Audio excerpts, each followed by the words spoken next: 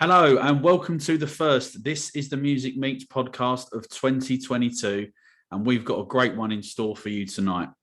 I'm delighted to be joined by Matilda Shakes, who just a couple of days ago released their brand new single Shakedown, which has gone down a storm with their fans and critics alike.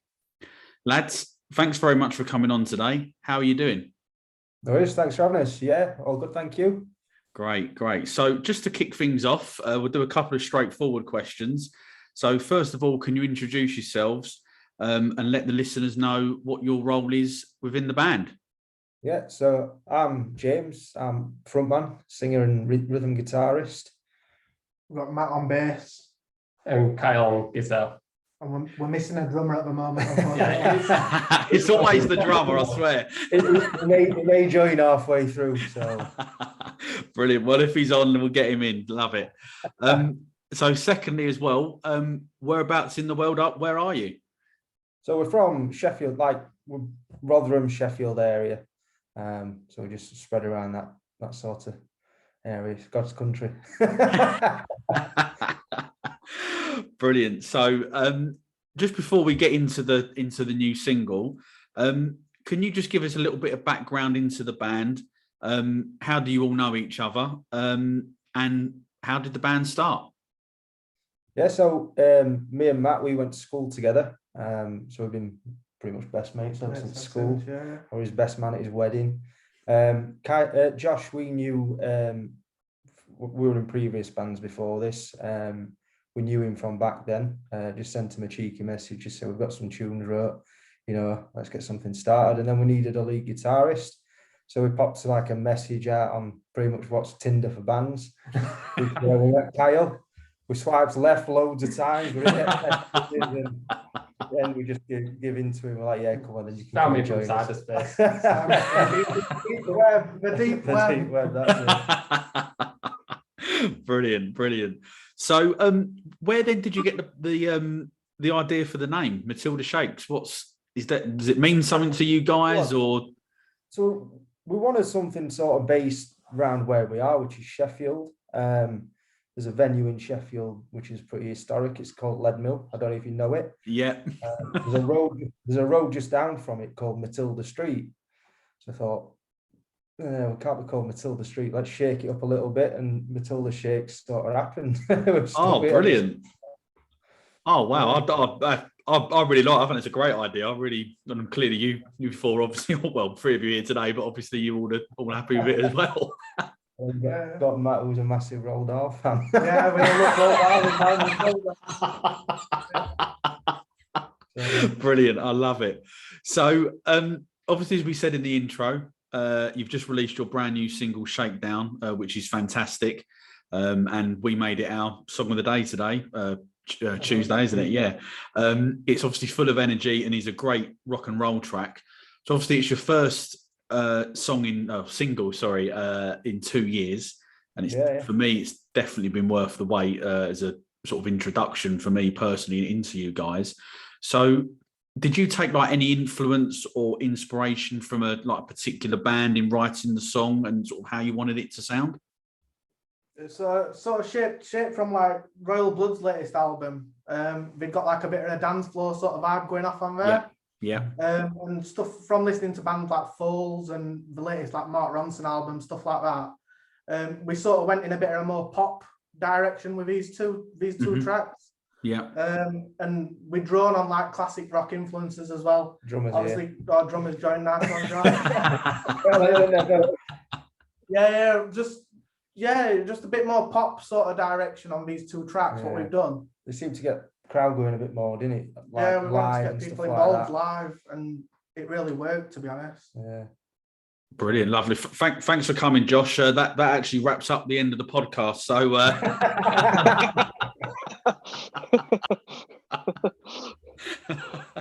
are you doing, Josh? You all right? Yeah, good. Thanks. How are you doing? Good stuff.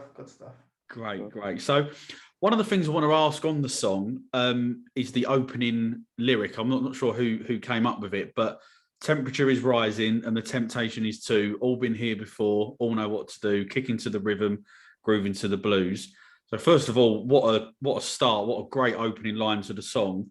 But where did you get the inspiration for them songs? Is it something that you've sort of experienced yourselves or before? We wrote a song in a car, didn't we? On a car journey to band practice. What chorus we got first? We were sort of like doing the chanting sort of vocals to each other. So James were like, "You want it, you got it, let's get it on," and it sort of gelled, didn't it? Then we just sort of wrote the verses after, and the verse sort of like Mr. Brightside in a way. We'd got an alternate verse for the track, but we decided to just repeat the verse because we were really liking how the verse comes across. And the second time around, it sort of gives it that extra energy. So we were happy with that. Yeah. Okay, so that kind of then actually leads on quite nicely into the next question. So what is the writing process like? I'm assuming it's not always sat in writing it in the car onto band practice. I mean, do you come up with like does Josh come up with like a drum riff, for example, and then you build it around that, or is it the lyrics come first? How do you guys work? So it's me and Matt that normally do all writing. We'll tend to get together. He does most of the lyrics. I'll chuck odd one out there. Yeah. It's all the lyrics. And then I'll just say, play this for me. So I go, all right. So he'll just say it wants to go like this. I'll play it how he wants it to sound. And then we take it into the practice room usually. And that's where chuck drums on. And then I said to Kyle, play something. And then we have to rein him in a little bit, that's how it wants to sound. So is that the same as well with the drumming in terms of reining Josh in as well on the drums? Or Josh is no, I'm not having that. We have to tell him to hit a bit harder. Brilliant. So, and I'm assuming as well that obviously you record in a studio that's obviously like local to you guys. Is it sort of a I don't mean it how this is that like the go-to place in Sheffield for bands like yourselves at the moment, or sort of we recorded latest single. Well, we've got another single coming out in a couple of months' time. We recorded both of them with a guy. He owns one of the local venues in Sheffield. It's called Paul Tuffs. So he's not really well known for recording bands and stuff, but he's a really good sound engineer. He did a lot of like early sounds, for Arctic Monkeys, Down at Grapes and stuff like that. So he's got a real good ear for music. So we played a couple of shows for him, didn't we? Did Tramlines and one recently. We had a good band that we're friends with called Perfect Parachute Picture. From there, we got in studio with him, recorded these 2 tracks, and he just kept pushing us, which is what we needed a little bit in a way. We've added a lot more. Added more layers, and we experimented a bit more, definitely. So we started putting a few like keys and synths and stuff into his tracks, which is something we've never done before. So, I think we've really progressed. Obviously, from first set of recordings we did, because they were more like early demos, to sort of just get something out there and to try and get some gigs. And then COVID it, didn't it? Yeah, and then it just petered out. Yeah, that's it. Yeah. So we're back now.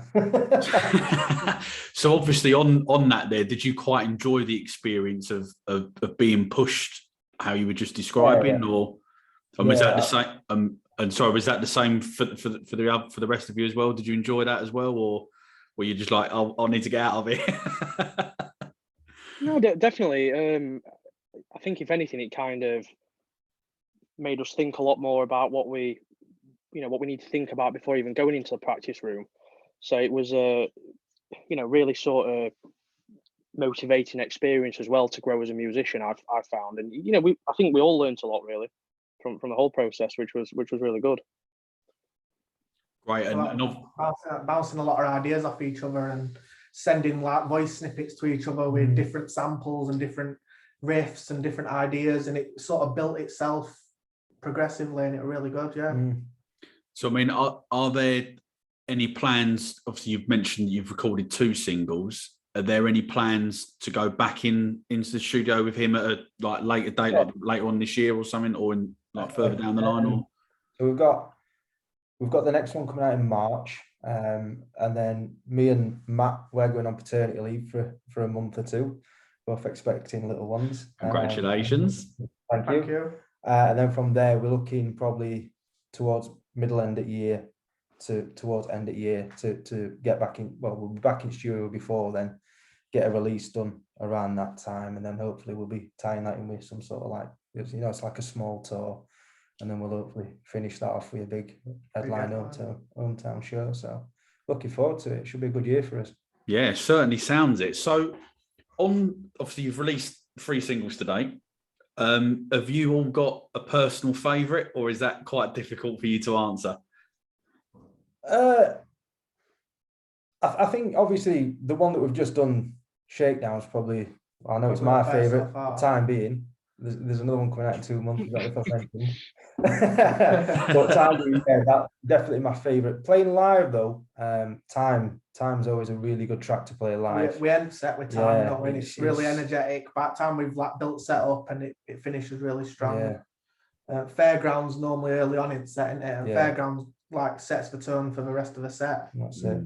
But then all songs are sort of different in their own way as well. We've not sort of put ourselves in the same bracket. We try and be a bit different with recording process and those tracks. Yeah, we like to think not every song sounds the same sort of thing, because you know there's people do fall into that trap a little bit of, you know, being safe with your sound. We like to sort of push both out and just see what we can do.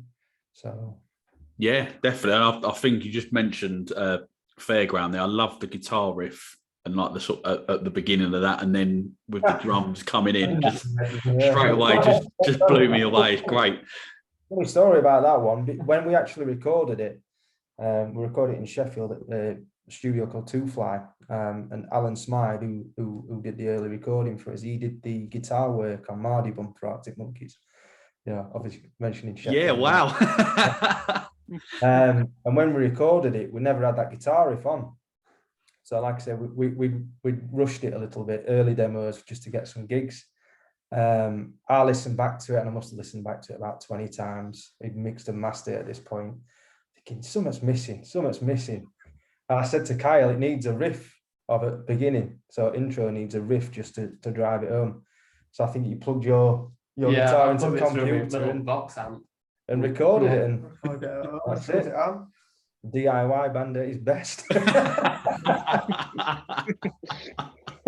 Oh, brilliant. Wow, I absolutely love that. That's the thing that I like about doing these podcasts, because you do get to find out little snippets or little nuggets of information, you know, and that's a great example of that there on Fairground. So thank you for sharing that with not just me, but obviously people who are gonna listen back to this as well.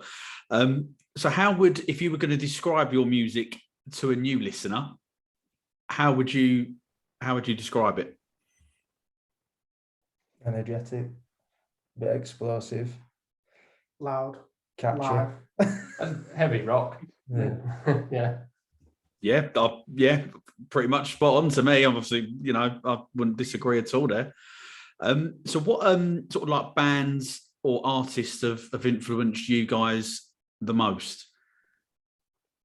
I think you've got your obvious, your Kasabians, Oasis, you know. But big sort of arena bands. Yeah, your big sort of arena bands. But I think we take influence from a lot of like local bands as well. We listen to a lot of local bands and stuff like that. Like at work, I'm not supposed to, but I'll put my ear defenders in, and underneath them I'll have my earphones in, and you know, I'll just listen to music all day. No, Josh is a big Green Day fan. Right. Okay. Yeah. It looks like he's going a bit quiet there about that. Big Green Day, Foo Fighters. I think that's one of the things that really sets us as a band, is we've all got really different influences. I mean, mine and Matt's, they're a little bit similar, because we've always like sort of gone to gigs together and stuff like that. Whereas Josh, he's more into his Green Day and stuff like that. And Kyle, I couldn't tell you what he's into, because I don't know any of it. Kyle just turns them on in and blows mine. Yeah, that's it. We just said play something like that, and he does it. So, Carl, now's your chance. I mean, when I joined you guys, I was going through a Chopin period. I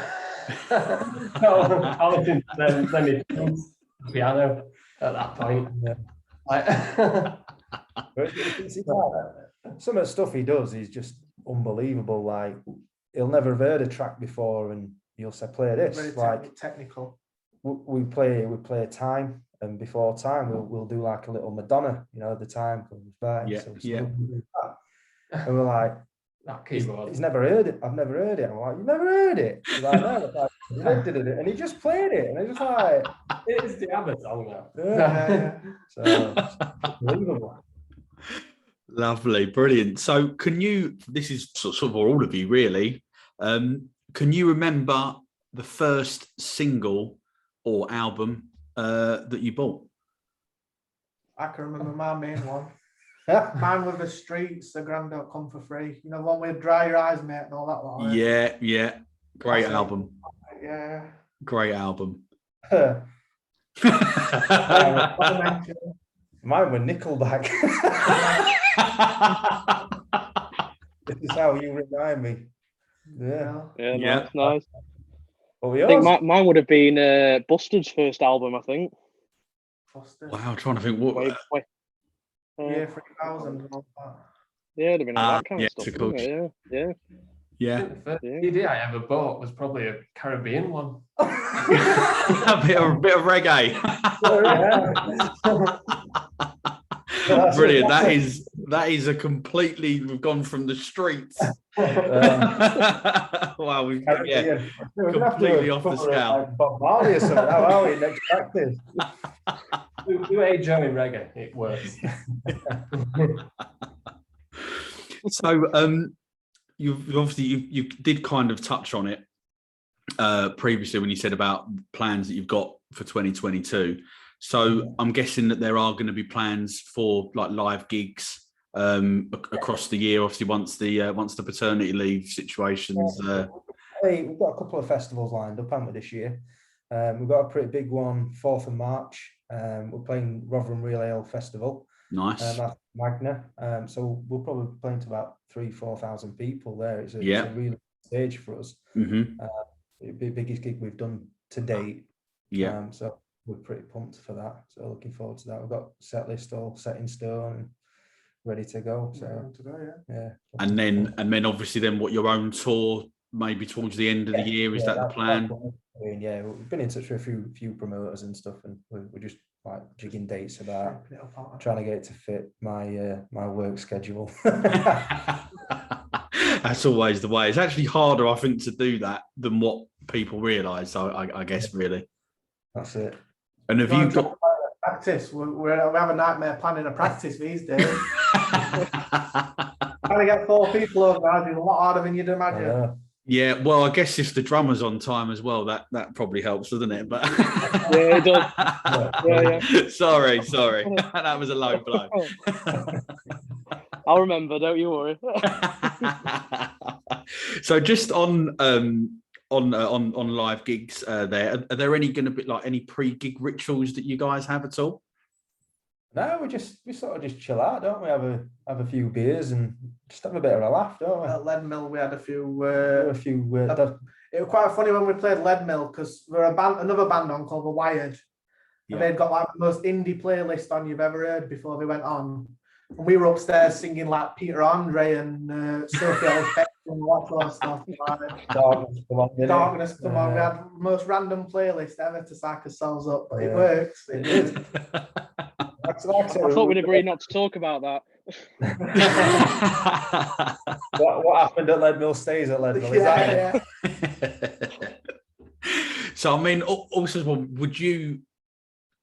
what do you guys prefer doing? Do you prefer like being in the studio, like recording and then releasing the songs and seeing the reactions, like obviously across social media that way?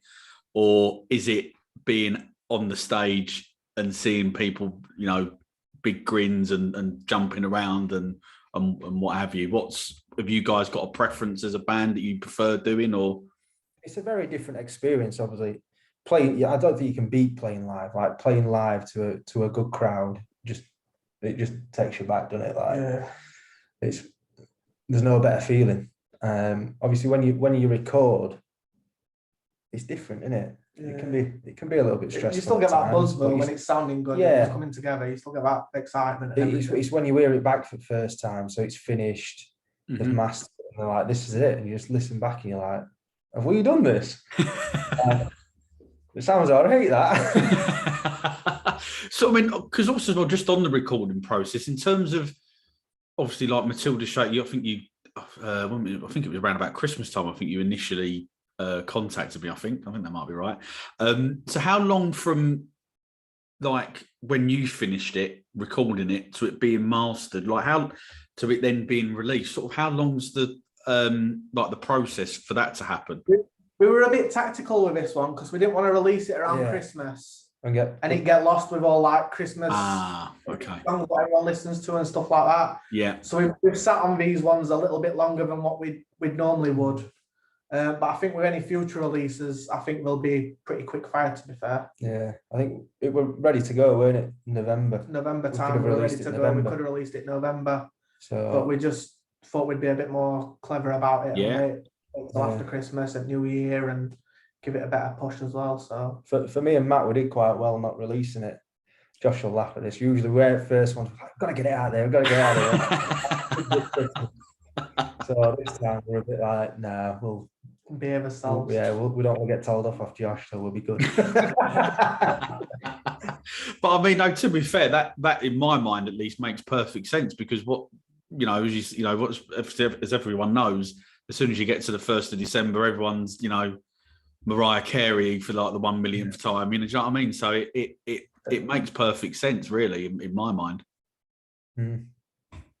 So also as well, what you obviously mentioned another single. Have you guys got sort of plans, maybe like probably might be next year? I guess we're looking quite far ahead here. We've only had 1 month in 2022, but would there like be plans for like an EP in the future, or maybe an album? Have you got ambition for that, or is it just going to be keep knocking out singles? And definitely got the ambitions for an album. I mean, at the minute we've got 25 original songs wrote. Yeah, we've got another 5 in pipeline, so there's definitely the material there to do an album. Obviously, just at the moment for us, we don't feel quite ready to sort of put it out there. We sort of just want to expand as fan base, get the singles out there, find out what the feedback is on them, and then obviously if there's the demand for an album, it's something we'll definitely look into doing. Yeah, definitely. Well, I think based off the strength of what you've released so far, I think there would, clearly you've got the material and you've got the songs, and I personally wouldn't see no reason why there wouldn't be that demand as you've just mentioned there, because I think all 3 singles are fantastic. Nice one, thank you. So how as well for you individually, how do you prefer to listen to music? Is it sort of vinyl, CD, streaming, or downloading? What have you got a preferred way? You're more vinyl, aren't you? I've got a few vinyls, but just a mix really for me. Apple Music and Spotify, vinyl, CDs. I used to have tons of CDs, which I've finally cleared out because we've got a little one coming and we've had to clear back bedroom out. But yeah, just everything really. I'm just one for ease really. Like for me, Spotify, it's just easy and simple.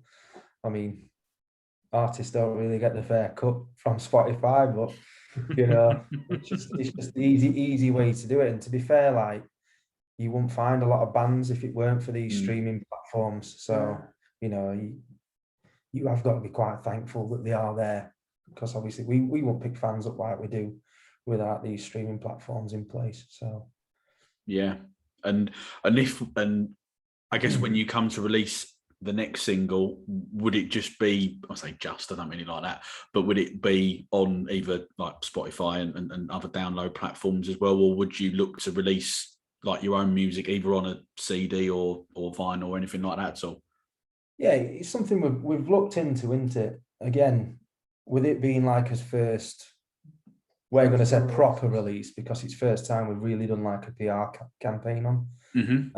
Again, we just wanted to see the demand for things rather than jumping in and committing hundreds of pounds and maybe not get it back. So, But we would like to do like a limited run for probably not Up All Night, which is coming out next, but we've got Fastlane in pipeline, which is an absolute banger in it. Yeah.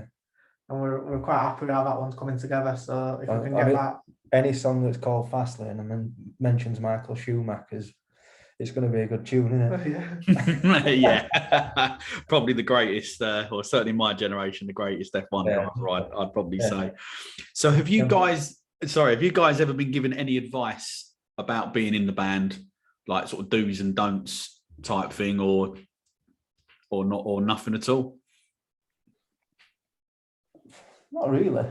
No, we just sort of go with it. Just try and enjoy it. You know, we might try things at times which they might not work, but I think it's one of them things you just learn from your mistakes. If you do something wrong, you think, right, we'll not do that again. We'll try it a different way. Like we've tried a few different ways of ending sets and stuff like that, which, you know, it might not quite have worked for us, but now as a band, I think we've found what works for us, and you know, we found what we're about, and you know, this is sound we're sort of going for now.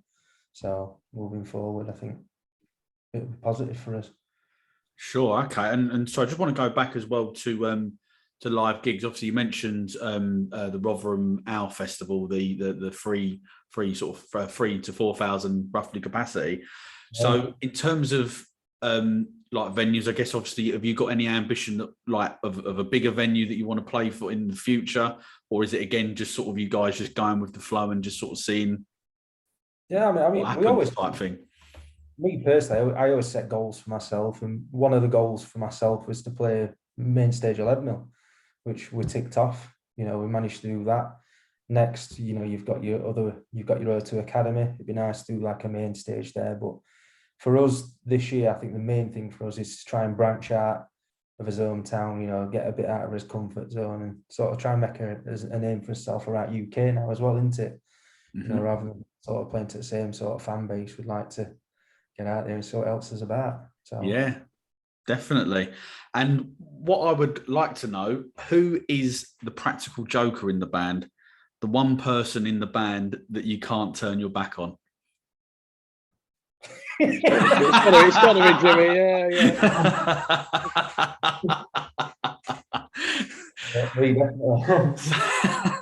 So based on that,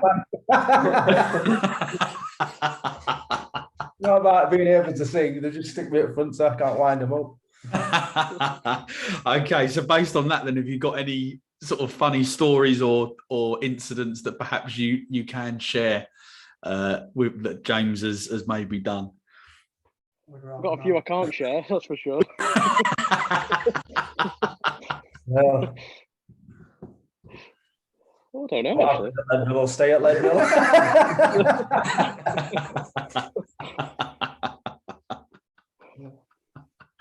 Brilliant, love it. So obviously as well then, so if you guys were being able to curate your own festival, which 5 bands would you love to see?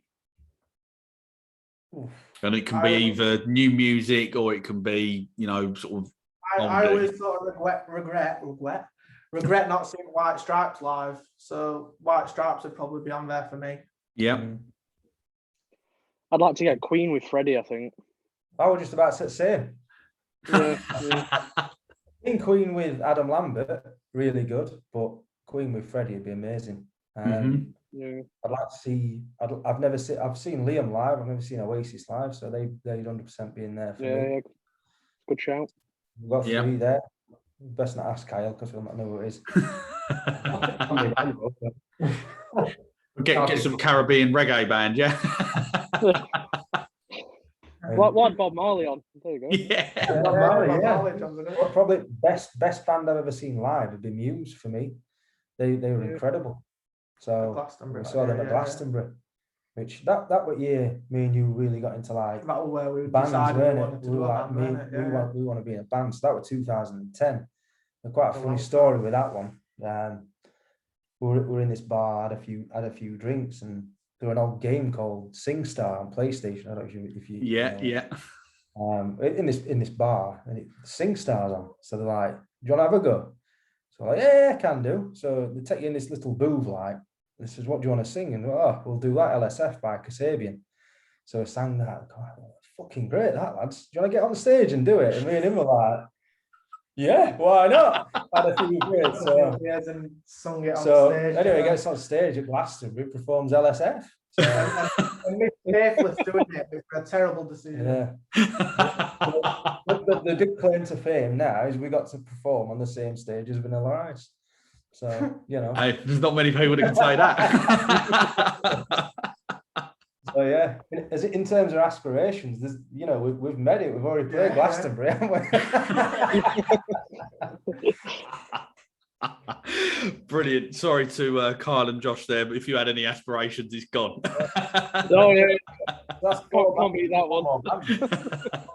Queen, White Stripes, Bob Marley. Well, 5 then, because we had Oasis and Muse. Oasis, put Muse on, yeah. So they'd probably be our 5. Brilliant. A great choice, and certainly probably quite different, I think, to probably what I've had before. But hey, love it. Absolutely love the choices. And unfortunately, lads, that is the end of the podcast. Massive thanks for coming on. It's much appreciated. I've had a great laugh. I hope that you guys have as well. And it's been really nice actually to get to understand how you work as musicians and like the recording process. And obviously it sounds like you've got quite some really interesting and exciting plans, both personally and obviously also as well as a band coming up across 2022 and obviously beyond. So just before I let you go, can you let the listeners know what socials and your little tags that we can find you on? Yeah, so we're on all major streaming, all major social platforms at Matilda Shakes. Brilliant, fantastic. Apple Music, yeah, Deezer, all the major streaming sites. So. Brilliant. Thank you for having us. Not a problem at all. So thanks to everyone who has tuned into our podcast with Matilda Shakes today. Please hit that subscribe button so you receive all notifications regarding future podcasts and updates about This Is The Music, as well as following us across our social media platforms. The links that the band Matilda Shakes just told us will be included in the episode bio malarkey thing, whatever it's called, so that you can hit follow and check out their music as well. Lads, thanks very much once again, and I wish you all the continued success. As I say, I think Shakedown is a fantastic song, and yeah, wish you all the best of luck with it. Nice one. Thanks for having us. Take care. Thank you.